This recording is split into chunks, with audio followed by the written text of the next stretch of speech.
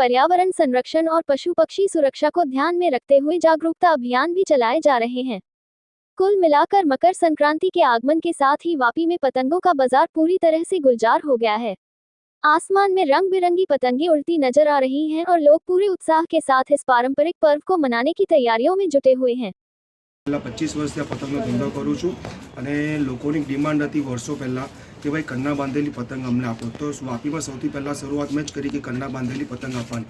અને કન્ના બાંધીને પતંગ વેચવા કારણ હેતુ એ જ હતો કે આજે લોકો પાસે ટાઈમ નથી, બીજું એ લોકો પૈસા બી ખર્ચે કે નહીં, ક્વોલિટી બી મળી। જ્યારે કન્ના બાંધીને પતંગ મૂકીએ ને ત્યારે બધી પતંગ ફાટેલી તમે સાઈડ પર મૂકી દઈએ છીએ અને અહીંયા જે બી માલ અમે આપીએ છીએ ઓરિજિનલ માલ આપીએ છીએ। બીજું અમે વર્ષોથી અમે ચાઇનાનો બી દોરો વેચાણ નથી કરતા અને તુક્કલ બી નથી વેચતા, જેથી કરીને આમ જનતાને કોઈને તકલીફ ન પડે। અને અમે પુણેથી વડોદરા જઈ રહ્યા છીએ સ્પેશિયલ મકર સંક્રાંતિ સેલિબ્રેટ કરવા માટે, પણ ટાઈમ બહુ ઓછો છે અને પતંગ ચગાવવાનો શોખ બહુ જ છે। તો અમને થયું કે કિન્નાર બાંધેલી પતંગ ક્યાં મળશે, તો અમને ખબર પડી કે વાપીમાં મળે છે કિન્નાર બાંધેલી પતંગ। તો અમે સ્પેશિયલ અહીંયા ઊભા રહ્યા છે પતંગ લેવા માટે અને અહીંયા પતંગનું બહુ જ સારું કલેક્શન છે। તમે આવો એકવાર જુઓ અને અમે અહીંયાથી બહુ જ બધી પતંગ લઈ જઈ રહ્યા છીએ, તો અમારી મકર સંક્રાંતિ બહુ જ ઇઝીલી અને બહુ જ મસ્ત સેલિબ્રેટ થાય। તો થેન્ક યુ સો મચ કિન્નાર બાંધેલી પતંગ આપવા માટે અમને, કારણ કે સૌથી મોટો કંટાળો કિન્નાર બાંધવાનો જ આવે છે।